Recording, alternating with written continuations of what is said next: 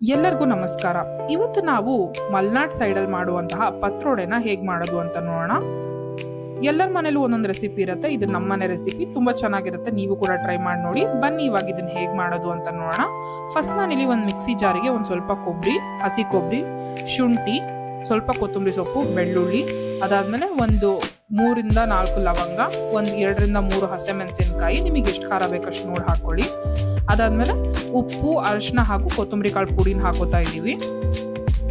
ಅದಾದಮೇಲೆ ಒಂದು ಈರುಳ್ಳಿನ ಕಟ್ ಮಾಡಿ ಇದಕ್ಕೆ ಹಾಕಿ ಚೆನ್ನಾಗಿ ಮಿಕ್ಸರ್ ಮಾಡ್ಕೋಬೇಕು. ಇದಕ್ಕೆ ನೀರೆಲ್ಲ ಹಾಕೋಬಾರ್ದು. ಸೊ ಒಣ ಮಿಕ್ಸ್ಚರ್ನ ಚೆನ್ನಾಗಿ ಮಿಕ್ಸರ್ ಮಾಡ್ಕೋಬೇಕು. ಈ ಥರ ಇರುತ್ತೆ ಇದು ಮಿಕ್ಸ್ಚರು. ಇದಕ್ಕೆ ನಾನು 1 ಕಪ್ಪಷ್ಟು ನೆನೆಸಿರೋ ಕಡಲೆಬೇಳೆನ ಹಾಕ್ಕೊಂಡು ಮತ್ತೆ ಇನ್ನೊಂದ್ಸತಿ ಮಿಕ್ಸರ್ ಮಾಡ್ಕೋತಾ ಇದ್ದೀನಿ. ಸೊ ಮತ್ತೆ ನಾವು ಇದಕ್ಕೆ ನೀರೆಲ್ಲ ಏನೂ ಹಾಕೋಣಲ್ಲ. ಸೊ ಗಟ್ಟಿಯಾಗಿರ್ಬೇಕು ಮಿಕ್ಸ್ಚರ್ ನಮಗೆ. ನೋಡಿ ಈ ಥರ ಬರುತ್ತೆ. ನೆಕ್ಸ್ಟ್ ನಾವು ಇಲ್ಲಿ ಒಂದು ಪ್ಲೇಟಿಗೆ ಒಂದು ಸ್ವಲ್ಪ ಸಬ್ಬಸಿಗೆ ಸೊಪ್ಪು ತೊಗೊಂಡಿದ್ದೀನಿ. ಅದಾದಮೇಲೆ ನಾವು ಏನು ಮಿಕ್ಸ್ಚರ್ ರೆಡಿ ಮಾಡಿರ್ತೀವಲ್ಲ ಆ ಮಿಕ್ಸ್ಚರ್ನೆಲ್ಲ ಇದಕ್ಕೆ ಹಾಕ್ಬಿಟ್ಟು ಚೆನ್ನಾಗಿ ಮಿಕ್ಸ್ ಮಾಡ್ಕೋಬೇಕು ಸಬ್ಬಸಿಗೆ ಸೊಪ್ಪು ಜೊತೆಗೆ.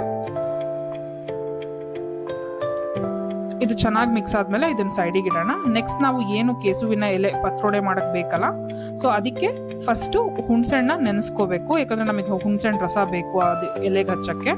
ಸೊ ಹುಣಸೆಹಣ್ಣು ರಸನ ಹಾಕೊಂಡ್ಬಿಟ್ಟು ನೆಕ್ಸ್ಟ್ ನಾವು ಈ ಎಲೆಗೆ ಎಲ್ಲ ಹುಣಸೆಹಣ್ಣು ರಸನ ಚೆನ್ನಾಗಿ ಹಚ್ಕೋಬೇಕು. ಈ ಹುಣಸೆಹಣ್ಣು ರಸ ಎಲ್ಲ ಚೆನ್ನಾಗಿ ಹಚ್ಕೊಂಡ್ಮೇಲೆ ನಾವು ಏನು ಮಿಕ್ಸ್ಚರ್ ರೆಡಿ ಮಾಡಿರ್ತೀವಲ್ಲ ಆ ಮಿಕ್ಸ್ಚರ್ನ ಈವನ್ ಆಗಿ ಎಲ್ಲ ಕಡೆ ಸ್ಪ್ರೆಡ್ ಮಾಡ್ಕೋಬೇಕು. ನಾನಿಲ್ಲಿ ಸ್ವಲ್ಪ ಥಿಕ್ಕಾಗಿ ಹಚ್ಕೋತಾ ಇದ್ದೀನಿ. ಸೊ ಎಲ್ಲ ಎಲೆಗಳಿಗೂ ಇದೇ ಥರ ಈ ಮಿಕ್ಸ್ಚರ್ನ ಹುಣಸೆಹಣ್ಣು ರಸ ಹಾಕ್ಬಿಟ್ಟು ಮಿಕ್ಸರ್ನ ಚೆನ್ನಾಗಿ ಹಚ್ಕೊಂಡ್ಬಿಟ್ಟು ಇದನ್ನ ಕ್ಲೀನಾಗಿ ಫೋಲ್ಡ್ ಮಾಡಬೇಕು.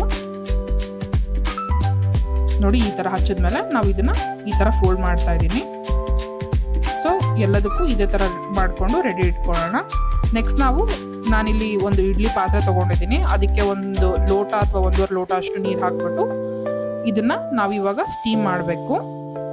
ಏನು ಪತ್ರೋಡೆ ಕೆಸುವಿನ ಎಲೆಗೆ ಎಲ್ಲ ಹಚ್ಚಿರ್ತೀವಲ್ಲ ಅದನ್ನ ನಾವೊಂದು 25 ರಿಂದ 30 ನಿಮಿಷ ಸ್ಟೀಮ್ ಮಾಡಬೇಕು. ನೋಡಿ ನಾನಿಲ್ಲಿ ಇವಾಗ ಸ್ಟೀಮಿಗೆ ಇಡ್ತಾ ಇದ್ದೀನಿ.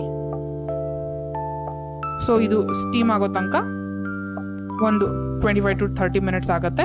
ಇವಾಗ ನಮಗಿದು ಬೆಂದಾದ್ಮೇಲೆ ನೆಕ್ಸ್ಟ್ ನಾವೇನು ಮಾಡ್ತೀವಿ ಅಂದರೆ ಇದಕ್ಕೆ ಒಗ್ಗರಣೆ ಹಾಕಬೇಕು. ಅದಕ್ಕೆ 1 2 ರಿಂದ 3 ಟೀ ಸ್ಪೂನ್ ಅಷ್ಟು ಎಣ್ಣೆಗೆ ಸ್ವಲ್ಪ ಸಾಸಿವೆ, ಅದಾದ್ಮೇಲೆ ಕರ್ಬೇವು ಹಾಕ್ಬಿಟ್ಟು ಅದೇನು ಪತ್ರೋಡೆ ರೆಡಿ ಮಾಡ್ಕೊಂಡಿರ್ತೀವಲ್ಲ ಸ್ಟೀಮ್ ಆಗಿರುತ್ತಲ್ಲ ಅದನ್ನ ಸಣ್ಣದಾಗಿ ಹೆಚ್ಚಿಬಿಟ್ಟು ಈ ಒಗ್ಗರಣೆಗೆ ಅದನ್ನು ಹಾಕಬೇಕು.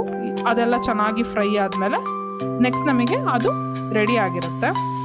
ತುಂಬ ಅಂದರೆ ತುಂಬ ಚೆನ್ನಾಗಿರುತ್ತೆ. ಆರೋಗ್ಯ ಕೂಡ ತುಂಬ ಒಳ್ಳೆಯದು. ನಮ್ಮ ಮನೇಲಿ ಹೇಳ್ತಾ ಇರ್ತಾರೆ ವರ್ಷಕ್ಕೆ 1 ಇಲ್ಲ 2 ಸತಿ ಇದನ್ನು ತಿನ್ನಬೇಕು ಅಂತ. ನೀವು ಕೂಡ ಇದನ್ನು ಟ್ರೈ ಮಾಡಿ ನನಗೆ ಕಮೆಂಟ್ ಸೆಕ್ಷನಲ್ಲಿ ಹೇಳಿ ಹೇಗಾಗಿತ್ತು ಅಂತ. Thanks for watching.